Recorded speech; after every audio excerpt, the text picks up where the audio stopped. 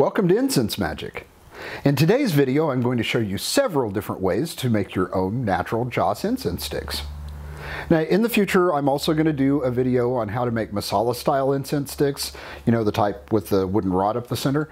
But today we're going to discuss what I think is the most user-friendly form of incense, the joss stick. I'll show you multiple ways to make joss sticks, how to dry them and keep them straight, and how to use a drying board. All that and more in this edition of Incense Magick.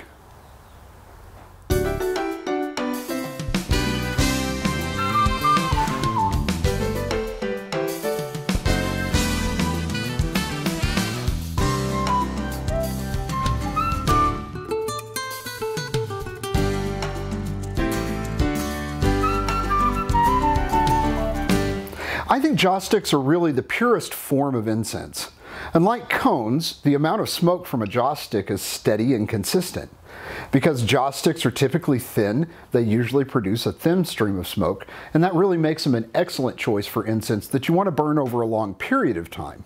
Well, that way they're less likely to smoke you out. Now, joss sticks are also the basis for making incense coils, which we'll talk about a little bit later. Unlike masala-style incense sticks, joss sticks are just a pure rod of incense. There's no wooden stick to retard the burning or harm the scent of your incense.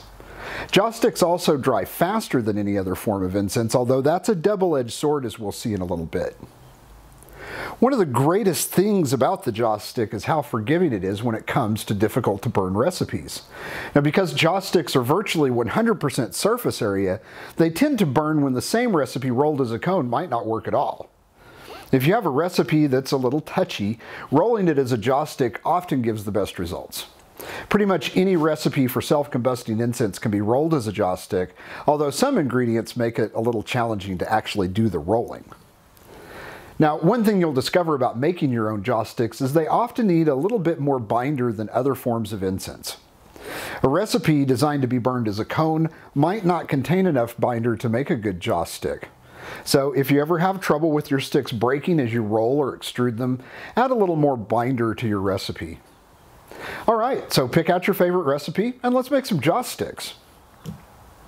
Now, if you don't have a favorite recipe, you might check one of my books or one of my other videos for a simple recipe to experiment with, or you could, try that. There are three basic approaches to making joss sticks. There is a fourth approach, but unless you want to spend a great deal of money importing a machine from India or China that can automate the rolling process, you'll want to use one of the three other methods. Now, the first method is really the oldest. It's hand rolling. Using this method, once your incense dough is ready to use, you place a small amount of dough onto a flat surface and simply roll the dough back and forth into a long string. Once it's about the thickness of a strand of spaghetti, you can move it to the drying board, straighten it out, and then dry it. Now, this will produce a somewhat inconsistent thickness in your joss stick, but despite its looks, it'll burn just fine as long as it isn't too thick. The second approach is to roll all of your incense dough out flat, almost like you're making pie dough. Roll the dough into a square or rectangular shape, and then use a razor blade or a hobby knife to cut straight lines in the dough. This will result in square joss sticks rather than round ones, but they'll burn just the same. You can usually get a more consistent shape and thickness using this approach rather than just the hand rolling. If you do prefer to cut your joss sticks rather than roll them, you might want to exchange your razor blade for a rolling pizza cutter instead. This type of cutter works really well for making joss sticks. It's quick and easy to use, and they're inexpensive and they're easy to locate. The third approach will give you a much more professional and consistent look than the other methods, but it does require a special tool. An extruder is essentially a metal syringe with a tapered tip. Large incense companies use giant industrial extruders that make dozens or even hundreds of joss sticks at once, but for the home incense maker, a single extruder works really well. The key to this type of extruder is the thickness of the opening at the tip. I like to use an extruder with a tapered tip because it does produce the smoothest and most consistent size and shape for your joss sticks.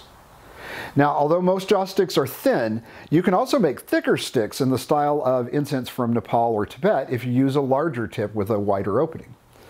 With the extruder, you simply load your incense dough into the tube of the extruder, put the end cap and tapered tip on, and once it's loaded, you can force incense dough out of the extruder through that tapered tip. Now, I make and sell two different types of incense extruders, but both of them produce the same results.